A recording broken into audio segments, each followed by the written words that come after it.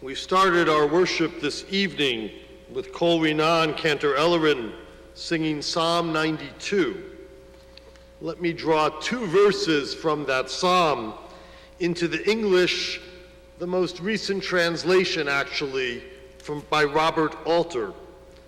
And you are on high forever, O Lord, for look your enemies, O Lord, for look your enemies perish. All the wrongdoers are scattered.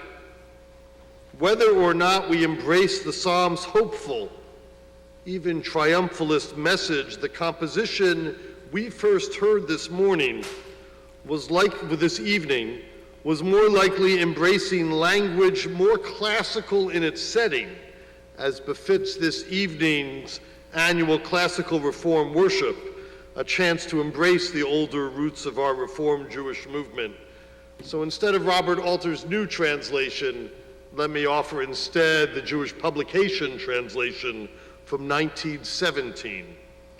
But thou, O Lord, art on high forevermore.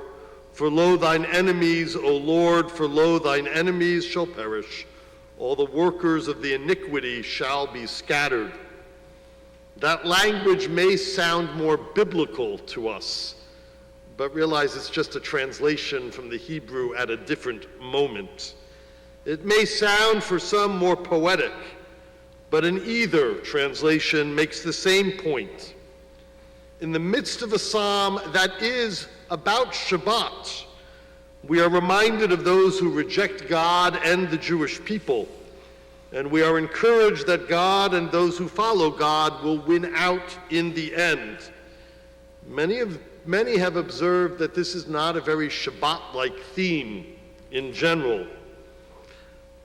Interestingly, Psalm 92 may be the only psalm linked specifically to one day, and in this case, the Sabbath, and yet we're still left with this seemingly strange placement of aggressive psalm verses dealing with hatred in the world.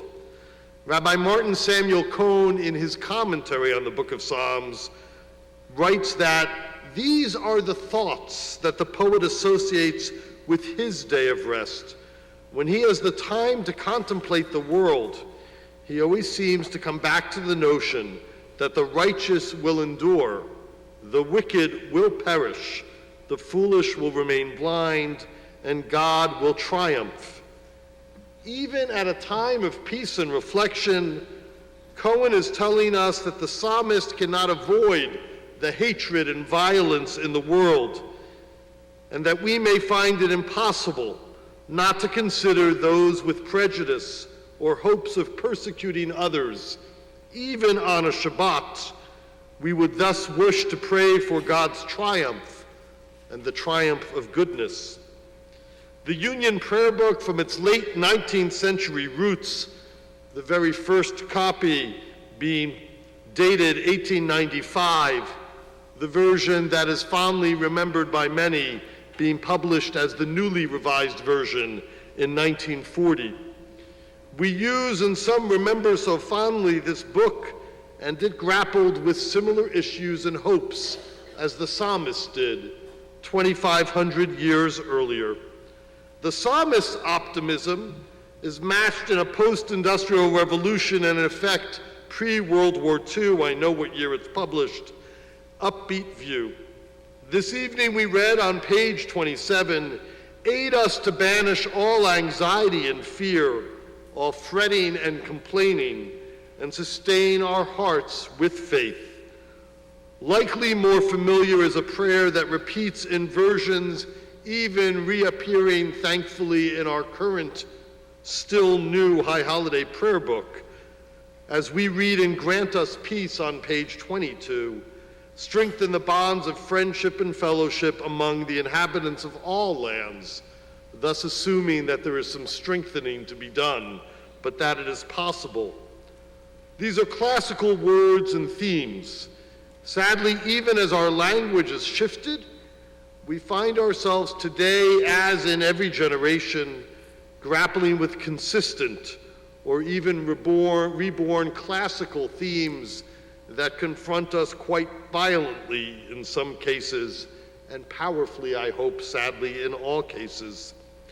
I speak of, in some ways, among the most ancient of Jewish themes, dealing with anti-Semitism. Anti-Semitism has been in the atmosphere of our generation of these past years every bit as much as the authors of the Psalms in a different time, or the authors of the Union Prayer Book in a more recent time, dealt with it as well. Poking out its evil grip at a rally in Charlottesville, the shootings in Pittsburgh and Poway, and so much more.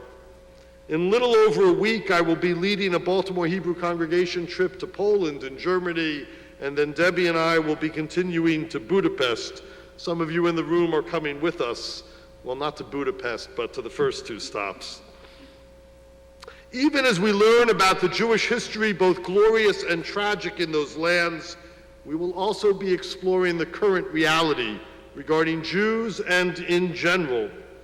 And we go at a difficult time. There are issues, trends, and powers spurred on by anti-Semitism, and speaking in the language of anti-Semitism and vile prejudice. The governing parties in Poland and Budapest traffic in dangerous images and statements. Germany's governing parties may be dependable, but the far right-wing alternative for Germany just achieved success in an election it had never seen before. And that's just my itinerary, our group's itinerary. Let's not forget the Labour Party's head's view in the United Kingdom, or the far right-wing's gains in the recent European elections in France, again, despite President Macron's positive response. Anti-Semitism has never been hidden, but its uptick is real. And one doesn't have to look to Europe to find the chill. And one doesn't have to look to 3 cities in America to find the impact. The ADL released its annual audit of anti-Semitic incidents just a month ago.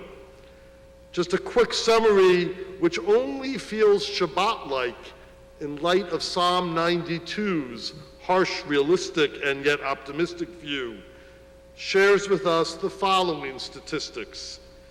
In 2017, there was a 57% increase in anti-Semitic incidents in America, the largest increase in 40 years.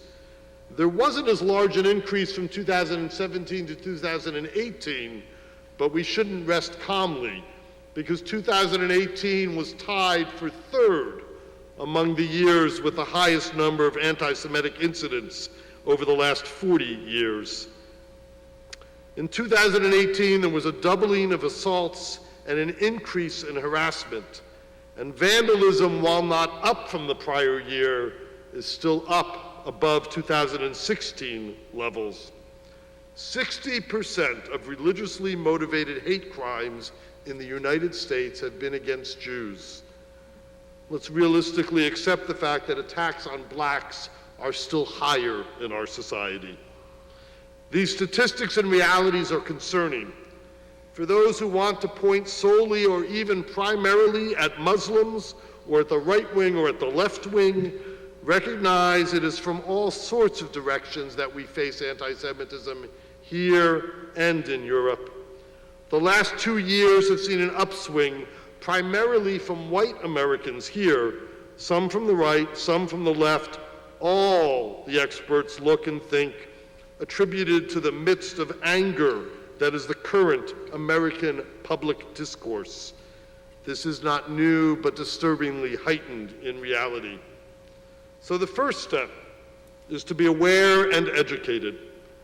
Leonard Dinerstein, who taught at the University of Arizona and died just this past winter, wrote what is one of the best accessible surveys on the issue, 1994's Anti-Semitism in America, in which he begins a later section in the book stating, anti-Semitism is unlikely to vanish in the United States.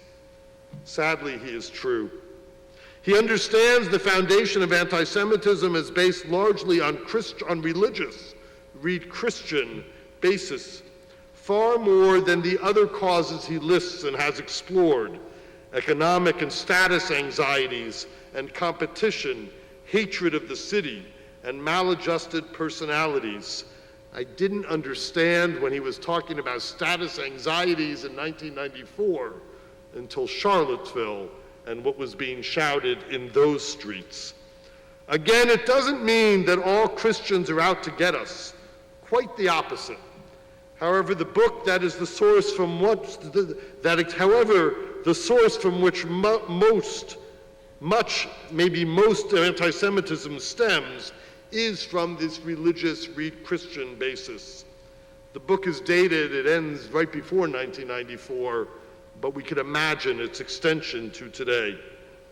It's a good historical survey to help you understand the ADL survey of events of the last year. That you can just Google your way to.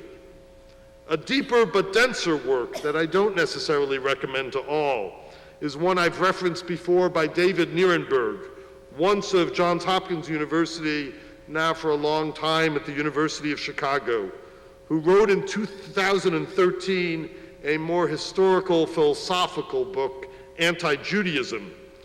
He also looks at the religious roots of anti-Semitism and stretches them beyond our country, in the end finding the same connection that Dinerstein does from a very different direction.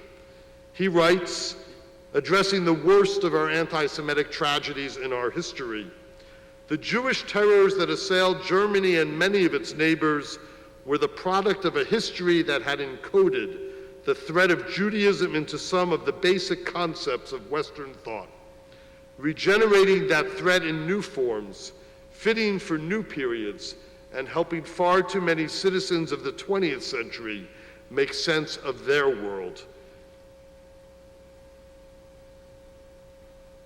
With their faith to understand these terrors or their effects, and so sunder them before what came before. Nierenberg looks up to the hardest facts and history, but focuses primarily on the sources.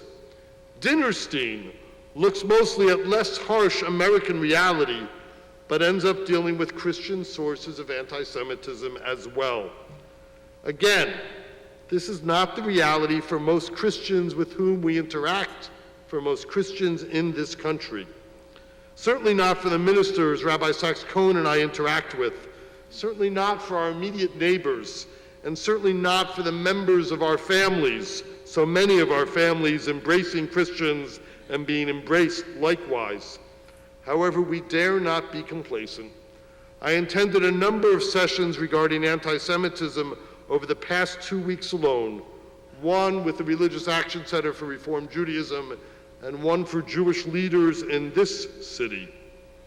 Our worship tonight is classical. Sadly, even on a Shabbat with an Ufruf and with B'nai Mitzvah, my theme is heavy and classical as well.